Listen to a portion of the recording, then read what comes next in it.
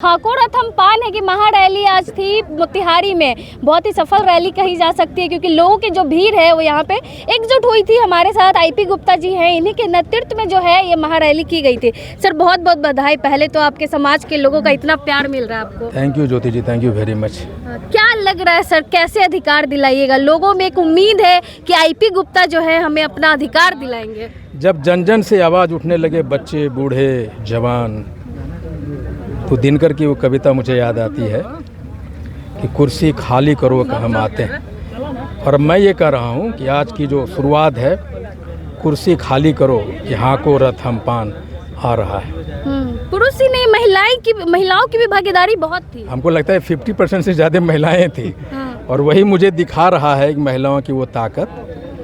आप महिला हैं, आप जितनी सहन शक्ति आप में, जितनी दृढ़ता आप में है, वो हम पुरुषों में नहीं होती। जितनी दर्द आप सह सकते हैं हम लोग नहीं सकते। और उनकी भीड़ दिखाता है कि हम गांधी मैदान को कूच करेंगे और भरेंगे।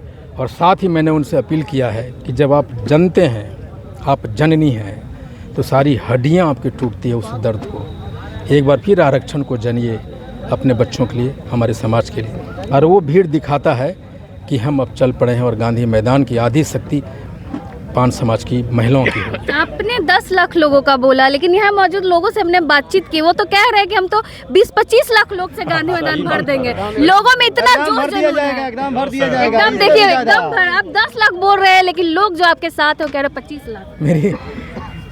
फिर मैं कहता हूँ, अगर वो 25 लाख बोल रहे हैं, मैं 10 लाख बोल रहा हूँ, तो ठाकुरथम पान का एक बड़ा नारा है कि सोच लंबी करो, सोच बड़ी करो।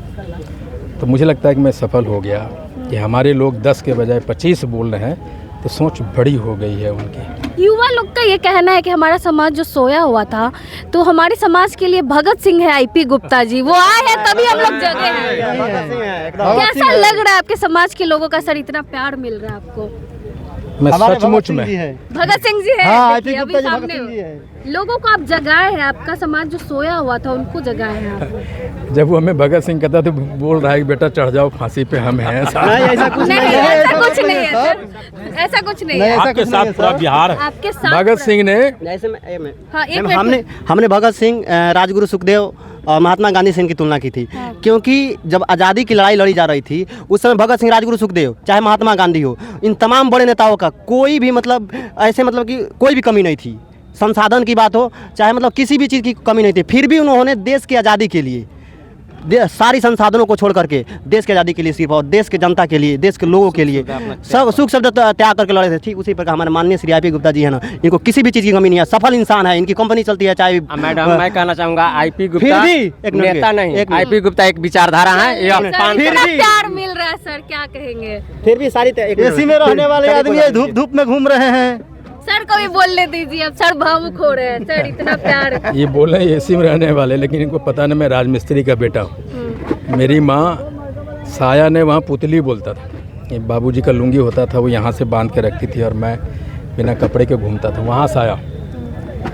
मैं अपने भाषण में कहा था कि जब मैं गांव-गांव घूम रहा हूँ तो मेरे अंदर से सत्ता की चाह धीरे धीरे खत्म हो रही है। मैं मंत्री, मैं MLA भी नहीं बनना चाहता। मैं चाहता हूँ मेरे समाज के लोग बन गए तो मैं बन गया। पर लोग आपको CM के रूप में देखना चाहते हैं, तो अगले साल चुनाव भी है, क्या आईपी गुप्ता मुख्यमंत्री बनेंगे? अगर उनके समाज के लोग जानेंगे, हम लोग डिसाइड चाहेंगे। एक बात बताएं कि मधु कोड़ा एक वोट एक MLA लेके बन सकता है CM, तो पान समाज का कोई भी बेटा बन सकता है CM। आईपी गुप्ता जिंदाबाद।